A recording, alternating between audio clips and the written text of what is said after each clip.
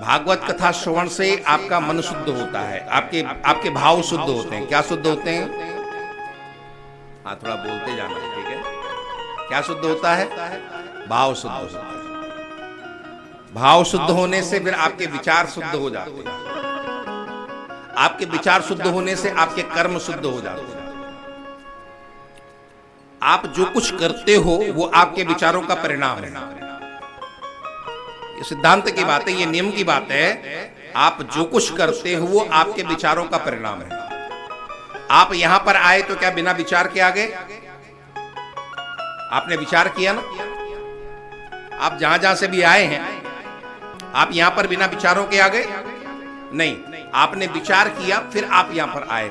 तो यहां पर आपका आना किसका परिणाम था? आपके विचारों का परिणाम। तो भागवत कथा आपके भाव को शुद्ध करती है।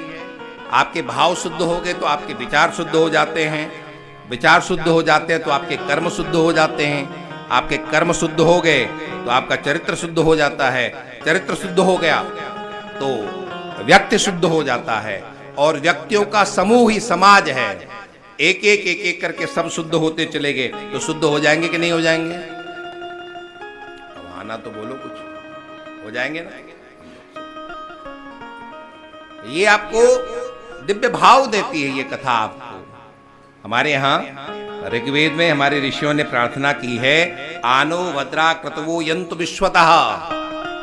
हे परमात्मा, सब तरफ से हमारे अंदर शुभ विचारों का आगमन हो। आपके पास शुभ विचार आएंगे तो आप भी शुभ बनेंगे कि नहीं बनेंगे? निश्चित ही आप भी शुभ बनेंगे। और अशुभ विचार यदि आपके अंदर भरेंगे तो आप भी अशुद्ध बने हुए रह नहीं सकते। भागवत का मतलब है शुभ विचार। आपके शुभ विचार आपके अंदर आते चले जाएंगे।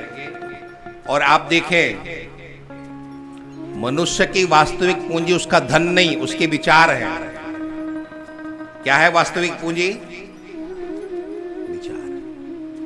मनुष्य की वास्तविक पूंजी धन नहीं बल्कि उसके विचार हैं। क्योंकि धन तो खरीदारी में दूसरे के पास चला जाता है, लेकिन विचार आपके पास हमेशा हमेशा के लिए बने रहते हैं। तो आपका वास्तविक धन कौन सा है? विचार। ये भागवत आपको विचार देती है। और विचारों से आपके कर्म शुद्ध होते हैं। कर्म शुद्ध हो गया, आपका चरित्र शुद्ध हो गया। चरित्र शुद्ध हो गए तो आप शुद्ध हो गए। और आप शुद्ध हो गए तो धीरे धीरे करके पूरा विश्व एक एक करके शुद्ध होते चले जाए। आज आप देखें, सबसे ज्यादा यदि जरूरत है तो शुद्ध विचारों की है। आज हमारे विचार बहुत विकृत होते चले जा रहे हैं। तो ये हमारे शास्त्र हमारे विचारों को विशुद्ध करते हैं। ये शास्त्र हमारे विचारों को पवित्र करते हैं।